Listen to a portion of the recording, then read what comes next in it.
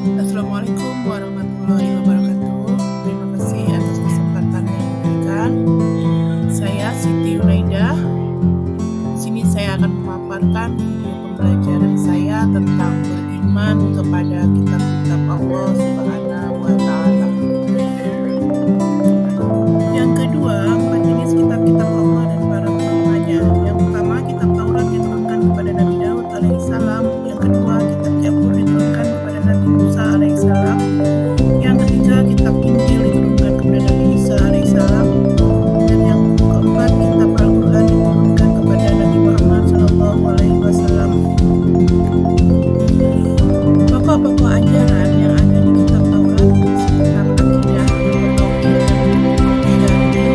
atau yang terkenal dengan Al-Quran, yaitu berisi 8 larangan dan 2 perintah.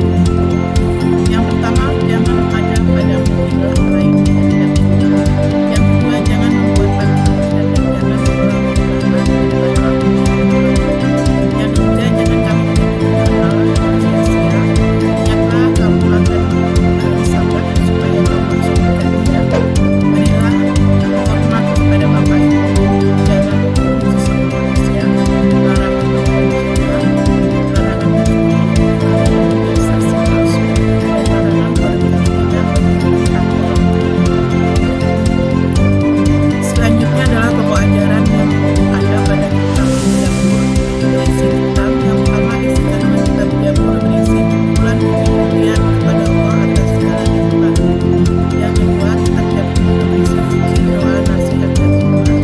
Yang ketiga, kitab Zabur juga merupakan kaum Daud alaihissalam.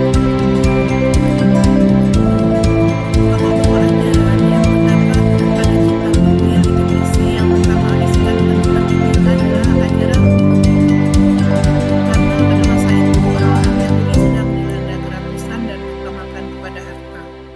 Yang kedua adalah isi kandungan kitab Injil sama dengan kitab-kitab sebelumnya, namun sebagian menghapus hukum-hukum yang tertera di kitab Taurat yang tidak sesuai di masa itu.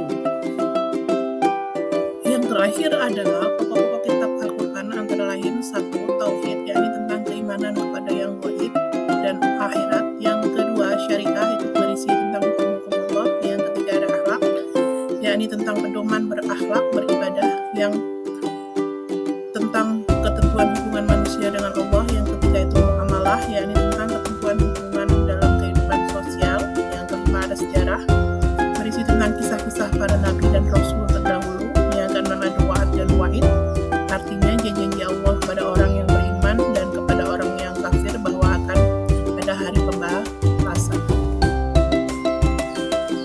Selanjutnya adalah bagaimana cara-cara beriman kepada kitab-kitab Allah. Itu ada 2 cara. Yang pertama, cara beriman kepada kitab-kitab suci Allah meliputi hal-hal sebagai berikut.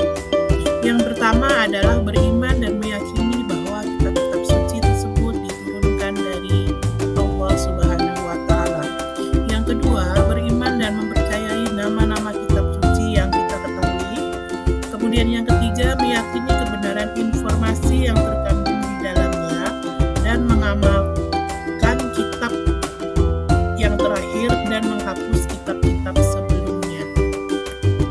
Cara kedua adalah cara-cara beriman kepada kitab Allah dengan sikap yang beriman kepada kitab-kitab Allah. Itu pertama adalah manusia akan mengakui keterbatasannya sehingga dalam menjalani kehidupannya mereka tidak sombong.